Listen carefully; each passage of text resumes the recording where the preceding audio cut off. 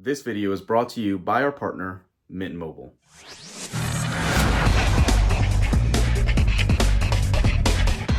What is going on, everybody? Welcome back to Phones and Drones. Happy New Year. I just had to go over this video for you guys really quick. If you have been following along and have been questioning whether or not to update your watch to watchOS 10.3, this video here is for you. We are going to be discussing exactly that. And I have to say, this has to be one of the best first betas Apple has released in a long time. The number one call out after using this for a number of weeks now is just how good the battery life has been.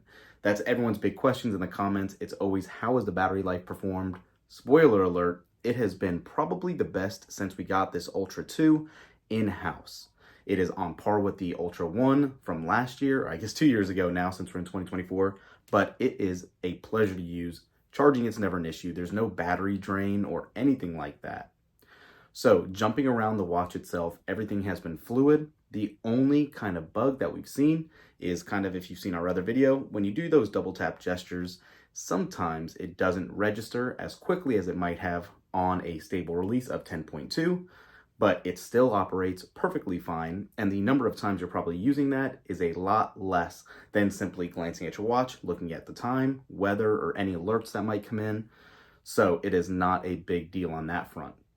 Aside from that, everything from the fluidity of the system to the battery life to the animations has been really, really good. Like I said, launching apps, whether you're looking at your mail, messages, taking a phone call even, has been great. The one thing we didn't test on the watch, just because we didn't have it set up, really don't see the point, is cellular connectivity on 10.3. We're not sure how well that is working, but again, it's nothing we've tested in the past either. Just truly don't see the reason for it on a watch. We always have our phone nearby, so we don't utilize that. So speaking of cellular connectivity, Mint Mobile is one of our channel partners, like we said, and it's a perfect time to discuss what they bring to the table, especially if you are aged 55 or older, because spoiler alert, even though they use parallel services with T-Mobile, they also mirror some of their plans, and Mint 55 Plus is one of those offerings.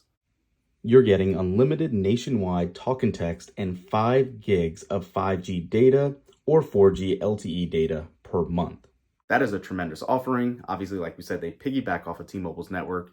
We have no issues. We personally use their service and have had nothing but a great experience. We've done speed tests to show you how well they actually relate to T-Mobile while saving you a buttload of money.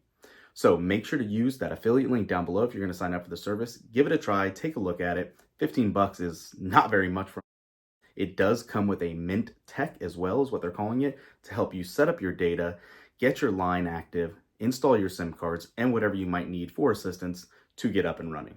I know a lot of athletes that like to have just their watch on there without having to carry the phone around. Makes sense in that regards, but we're not worried about that. We don't have any care about that right now. Jumping into the next big kind of exclamation point here is the sales on these watches. So Watch Ultra 2 and Apple Watch Series 9 have been banned. They've now been backed. They had an emergency order to allow sales again. So if you're looking at picking up one of these, you might want to do it sooner rather than later. Just a quick call out for you guys in regards to that. If you're actually just going to be scrolling around the watch face, looking at your calendar, checking your health metrics and all of that, everything has been perfectly fine to use as a daily driver watch. Now, having said all this, it has been about 3 weeks since we received 10.3 Beta 1. It's that long stretch in between the holidays before Apple drops any other betas. That's why you haven't seen anything else in regards to iOS or watchOS over the holidays. Next week, around the 8th, is traditionally when we will get the next update, probably more likely the 9th, which is that Tuesday after the holidays are over. Developers are back, and they have a week to process and prep for the next release.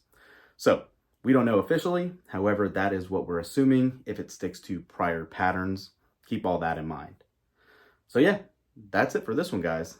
Thanks for watching. Thumbs up this video, subscribe to the channel, have a happy new year, and we'll catch you in the next one. Peace.